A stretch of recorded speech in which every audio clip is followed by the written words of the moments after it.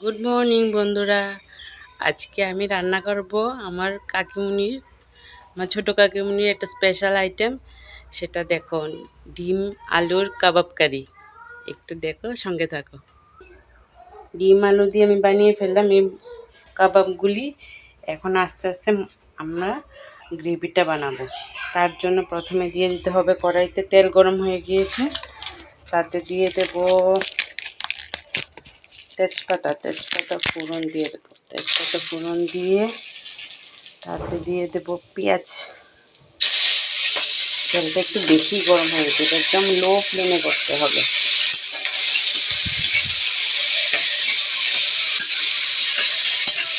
পেঁয়াজটা মোটামুটি ভাজা হয়ে গেলে তাতে দিয়ে দিতে হবে এক এক করে মশলাগুলি। আদা কাঁচা লঙ্কা বাটা, জিরা বাটা আর টমেটো কুচি।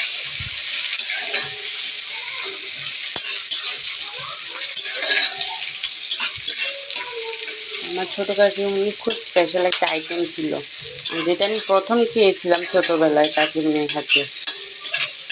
আমি বুঝতেই পারিনি কাকিমুনি এটা এইভাবে বানিয়েছিল। তারপরেও অনেকদিন খাইয়েছে।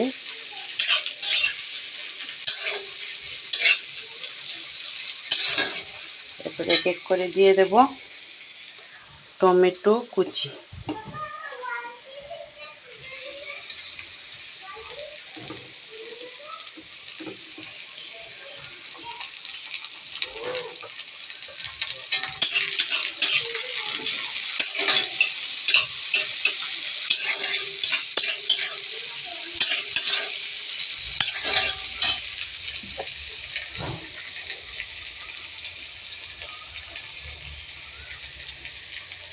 আজকাল অনেক কিছুই বেরিয়েছে, তারপরও আগেকার দিনের মতন আমার এই লোহার কড়াইয়ে রান্না করতে খুব ভালো লাগে। রান্নাও হয়ে যায় মোটামুটি তাড়াতাড়ি, তারপর পরিষ্কারের কোনো ঝামেলা নেই।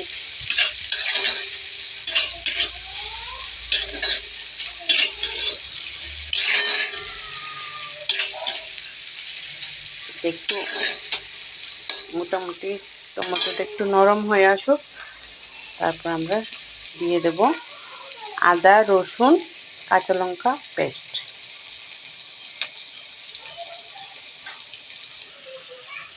দিয়ে দিলাম আদা কাঁচা লঙ্কা পেস্ট।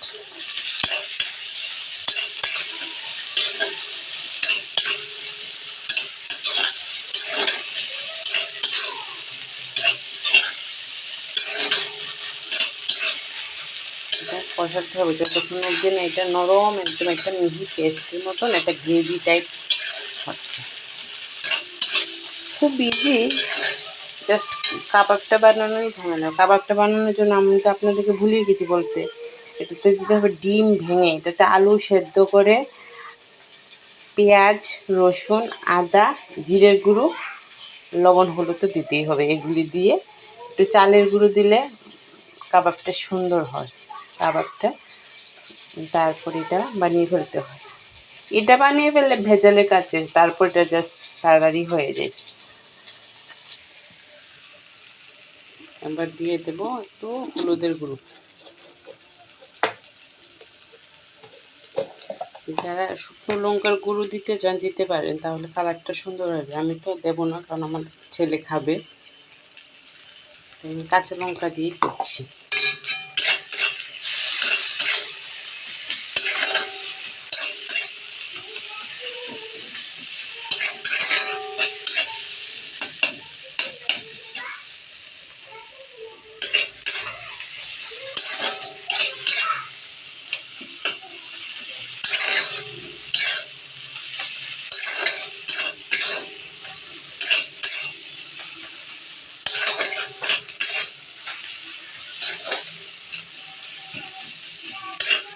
মশলাটা ভালোভাবে কষানো হয়ে গেছে, এখন দিয়ে দেবো ফুটন্ত গরম তেল। এবার এটা কিছুক্ষণ ফুটবে, তারপর আস্তে আস্তে কাবাবগুলি দিয়ে দেবো। দেখুন গ্রেভিটা একটু কষে হয়েছে, এবার দিয়ে দেবো আস্তে আস্তে সবগুলি কাবাব। জাস্ট একটু গরম মশলা দিয়ে নামিয়ে নেব। হয়ে গেল ডিমের কাবাব কারি।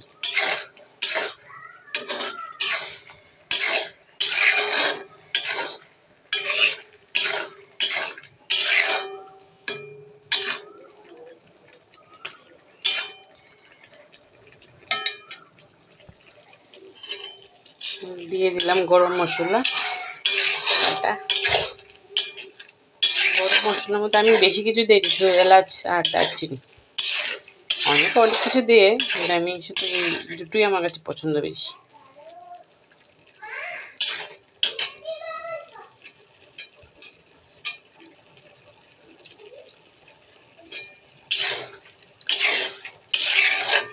যার যার হাতে স্পেশাল, হয়তো বা আমি রান্না করেছি ঠিক আছে, কিন্তু সেই যে কাকিমনির হাতের স্বাদ সেটা আর পাবো না হয়তো বা। সেটা কাকিমনির হাতেই সম্ভব, সেটা আমার হাতে না। তবুও চেষ্টা করেছি করার। ধন্যবাদ সবাইকে, টাটা।